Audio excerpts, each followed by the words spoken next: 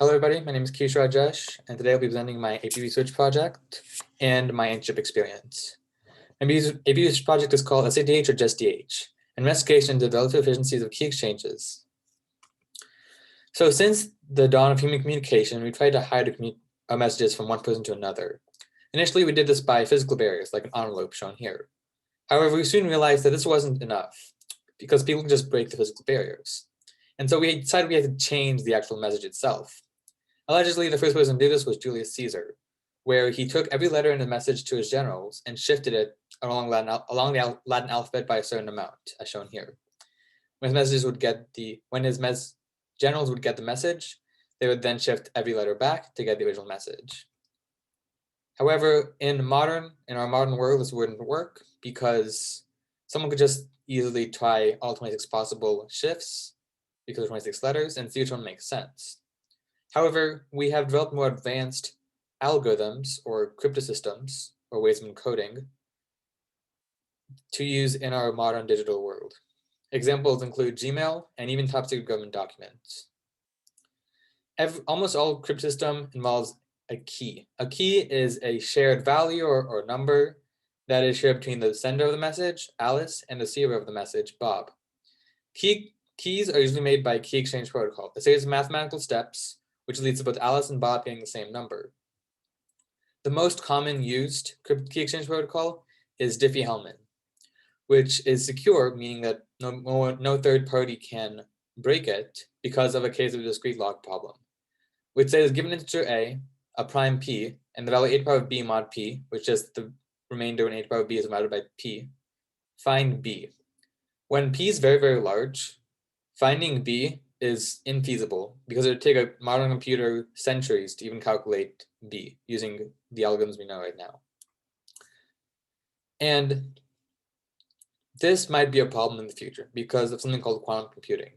Quantum computing uses advanced physics phenomenon to do calculations in a different way than modern computers do.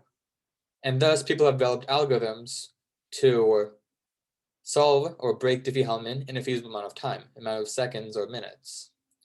Luckily, quantum computers are not mature enough to handle very large calculations in very large numbers, and so cannot currently break a large enough or Diffie-Hellman key exchange with a very large prime.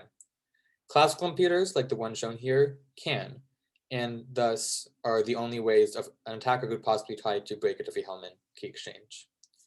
However, in the future, when quantum computers become large enough and mature enough to break Diffie-Hellman, we need a solution, a replacement. And that solution is SADH. SADH uses elliptic curves, which are just sets of points in a plane satisfying certain equations, like this shown below. You may be thinking, SADH is probably a good replacement for Diffie-Hellman, but how viable is it? To what extent is SADH a viable replacement for Diffie-Hellman in terms of efficiency? I'm measuring efficiency in terms of runtime. SADH takes longer than Diffie-Hellman, like much longer, then it's less efficient. It takes around the same time, it is as efficient. It takes less time, then it's more efficient. This is important because if SADH is a lot less efficient than Diffie-Hellman, then doing key exchange protocols might be a lot slower and thus would not be good. My hypothesis was that SADH should be comparably efficient to Diffie-Hellman because both key exchange protocols have similar algorithmic structures. For comparing two key exchange protocols with different parameters or different inputs, I needed to implement both of them. To do so, I needed to use a programming language which has three main components. One is to be able to handle very large numbers, and two is to be able to handle very advanced math. These two criteria are necessary because both Diffie-Hellman and SADH involve large primes and a lot of mathematical calculations. Lastly, I should be able to implement SADH and Diffie-Hellman with ease, either making it myself or finding implementation online. While many languages fit these criteria, I narrowed down to two. The first is PeriGP, which has an inbuilt ability to handle large numbers and do advanced math. Furthermore, I was able to implement Diffie-Hellman in PeriGP and also found an implementation of SADH in PeriGP. The other language that worked was C. While C doesn't have an inbuilt capacity to handle large numbers or advanced math, it has something called external libraries, which are just sets of functions which I can use in C, but I need to import in first. Two examples of these libraries are GMP and MPFR. However, while I was able to implement Diffie-Hellman and find implementation of SADH in C, I realized that handling C was a lot harder than PeriGP, and thus used PeriGP. My method had 5 main steps. The first was generating 20 primes for the SADH algorithm. Then I would put those primes in the SADH algorithm, calculate the runtime. The SADH has a certain key size, and I want that to be almost the same as Diffie-Hellman key size. So I calculated Diffie-Hellman key exchange which resulted in a similar key size as the SADH key exchange. I also calculated the runtime of this key exchange of the Diffie-Hellman. The fourth step is to calculate the runtime multiplier, which is just the ratio of the SADH runtime to the Diffie-Hellman runtime. If the multiplier is greater than 1, SADH is less efficient than Diffie-Hellman. If it's about 1, SADH is as efficient as Diffie-Hellman. If it's less than 1, SADH is more efficient than Diffie-Hellman. Lastly, I decided to time 3 components of SADH, 3 different steps in the process. Because if SADH is less efficient than Diffie-Hellman, we want to know if there's a certain part of the process which is taking a normal amount of time. And so I calculated the runtime of 3 different components of SADH in comparison to the total runtime. The results of my first 10 trials are shown here. As you can see, the runtime multiplier is greater than 1 in all cases, meaning SADH is unfortunately less efficient than Diffie-Hellman, at least in small primes. And notice that the runtime multiplier varies from 700 to 3000, so it varies a lot. For the large primes, the results are similar. For all trials, the runtime multiplier is greater than 1, as meaning SADH is less efficient than Diffie-Hellman. However, the range of values is less. And here it's from 1600 to 2300. And here it's from 700 to 3000. So the range has decreased. In terms of the components, the second and third component were almost the same in every trial. And the first component, the prime generation, which just calculates how long it takes to create the inputs to the function, varies from 9% to 45%. And I wasn't able to draw any conclusive results from this due to the fact that in some cases, like trial 7, the prime generation takes less time than the other 2 components. In some cases, like trial 1, prime generation takes more time than the second 2 components. And so I wasn't able, no one component takes more time than the other 2. The areas of my research are that we still need to optimize SADH for the future when quantum computers become large enough and accessible enough for hackers to use. Luckily, quantum computers aren't as mature as classical computers, and we still have to wait a while for them to be as large and computationally powerful to handle Diffie-Hellman.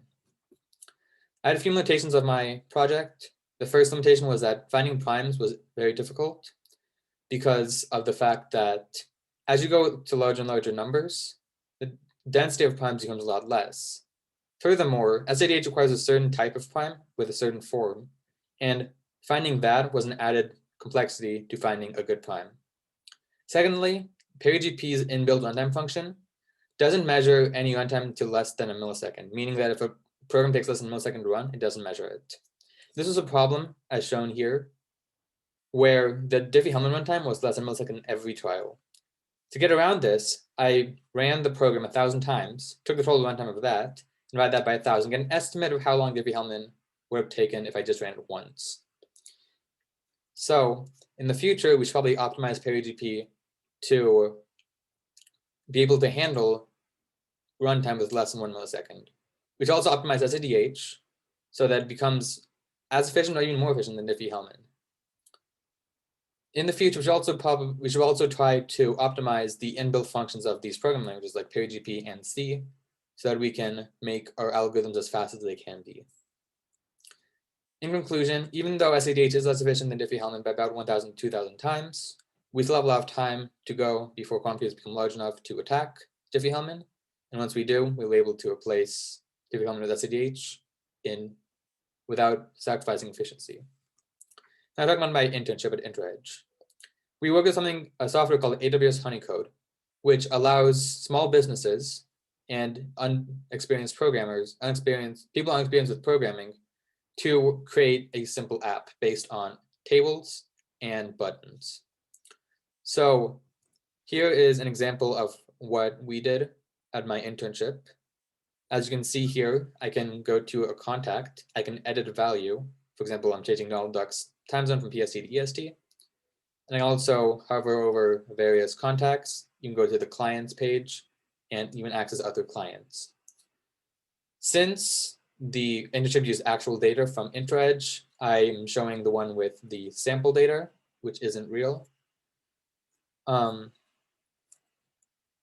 Here is the video with the backend, which means the actual programs. As you can see, there's a bunch of segments and lists, as well as each list has properties. You can add functions and different mathematical abilities to the app. I see the various pages. One page connects to other pages. For example, the time zone here is editable, which is why I was able to edit the Donald Duck's time zone. Here's an example of the tables in Honeycode. So you can see there are many tables you can have, and each table has its own separate rows and columns, much like an Excel spreadsheet.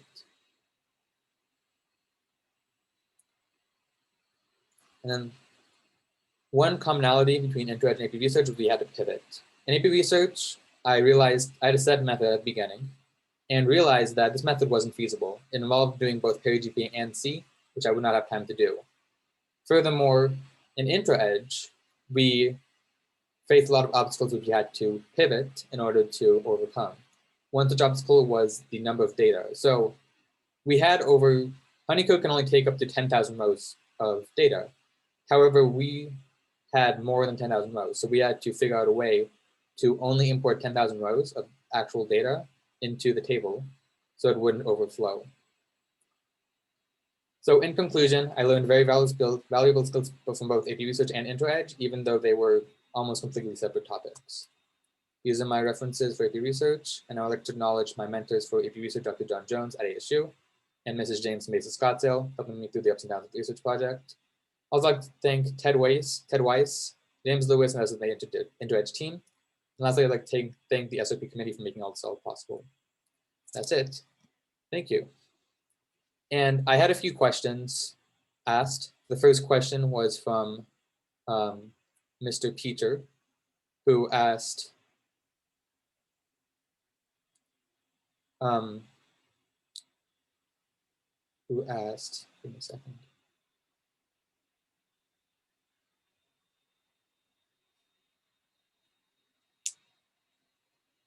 Yes, Mr. Peter asked, nice work, Kishore, can you please tell us more about how you generate prime numbers that you needed?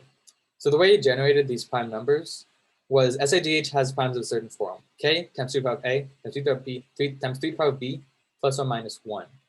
And so I took different values of K, A, and B and just tested to see whether these were prime. And PeriGP as an inbuilt prime function just tests numbers less than the number being tested and seeing their factors. And it spits out a true or false value. And so I generate 10 of these primes that way. The other 10 I found in a research paper that has been previously looking at SIDH. And I was lucky to find them because they're very large primes and something I needed. And then Dr. Sahu asked, great work for a layperson with the main application of this work you have done. In the future, how does this type of work improve on what we have now? So for AP Research, this work would help improve, or give researchers a baseline onto how to improve SIDH and how much to improve SIDH by and how much faster to make it by in order to keep the Diffie Hellman.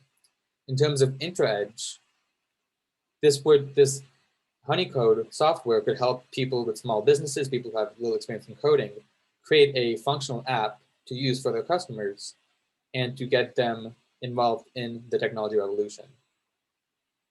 And then GR asked, why do you speak this topic of cryptography? So I've actually been learning cryptography since middle school when I competed in the ASU Crypto Rally at Arizona State University. It's like a scavenger hunt where you start off with a encoded message. You have to decode it, which leads to the next clue, which is across campus somewhere. You go to that campus, you go to that spot, you get a different clue, that leads to another spot, and go on and on until you get to the end. And being at 7th, 8th, 9th, 10th, 11th grade, fortunately not able to have it in 12th grade since of the pandemic, but I've had a lot of fun experiencing that, and I wanted to continue learning cryptography, not just in high school, but in college. That's all the questions. Thank you again for allowing me to participate, and this is my senior research presentation. Thank you.